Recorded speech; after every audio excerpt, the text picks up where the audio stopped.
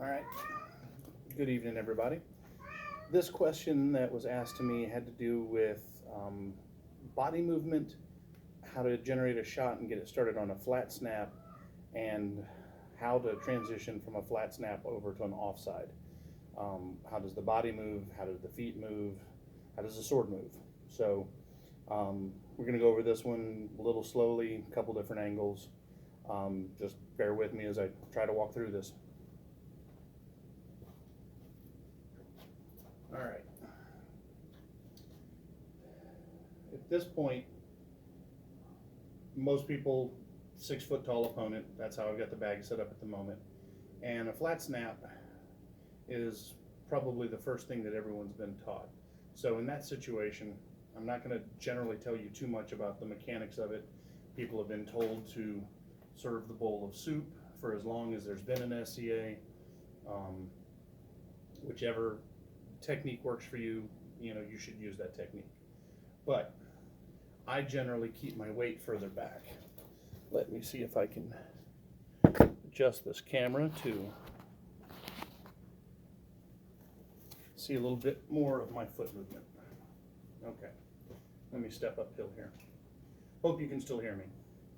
So from here, either I'm going to start at a 50-50 stance or a little bit, even with my weight a little bit further back. In a nice guarded position, you're waiting for your opportunity for your shot. What I do at that point when it's time to start is I've got to get my sword back to my shoulder. So whether it was from a block or just covering up from an attack of some kind, get my sword back in position to attack.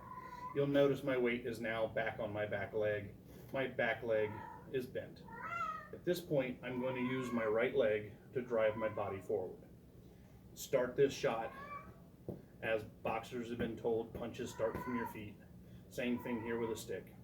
Your weight is back, you're loaded, you're going to have your leg slightly bent, and you're going to use that as you straighten that leg out. It's going to turn your body. That right leg going straight, bracing against the ground, drives your right hip forward.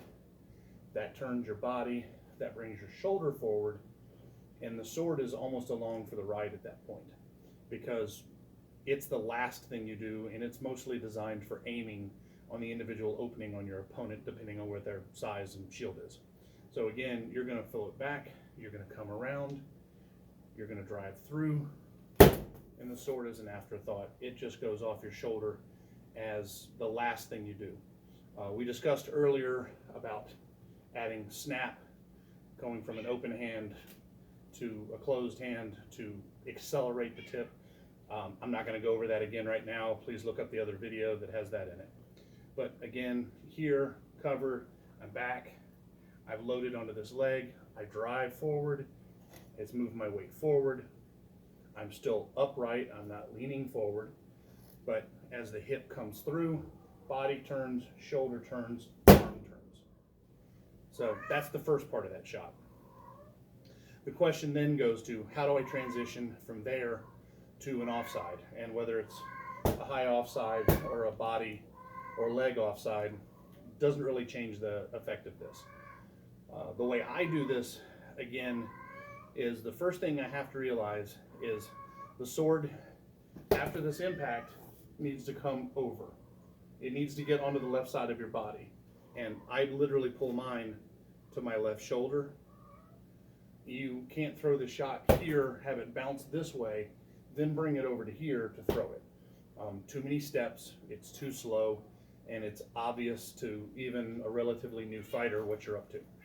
So when you roll through that shot, you're going to want to end up with the sword coming over to your left-hand side, and my left foot is going to step to the left just about the time that my shot is landing.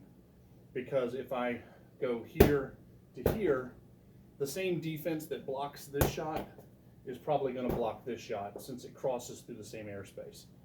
But if I go here, step, and come over here, I'm much deeper, I'm much further away from a right-handed person's shield or two-stick left side defense. So hit from the beginning.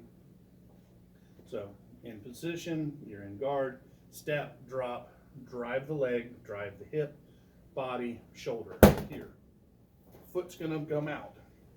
I just took about 12-inch step, but now that shot's landed, my sword's over my left-hand side, and now I'm twisted to the left, I'm gonna untwist to the right. And this is gonna allow me to drive my arm, elbow, bottom of the sword to the right. It also helps me bring my shield back in front of me. In case this guy is not dead, he's probably gonna try to hit me in a second. So, one last thing that can happen depending on where you wanna go next, you can bring the leg back here. You're now in line again. Even if the person hasn't been beaten by that wonderful combo, you're still back in a fully defensive position, but you've changed your position. You've moved from here to here, so he has to readjust his body to reface you. So you're in a different position than you were a second ago. So again, I'm gonna try to go all the way through that at about half speed and then a couple times at full speed. But from here, you're gonna come back, drop, bent leg, drive through leg, torso, shoulder, arm, foot, finish. One more time slower.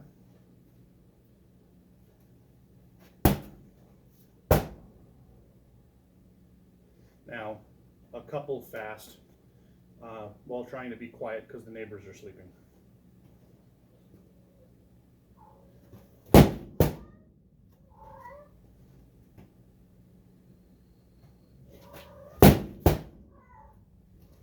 If you've got any questions, please let me know.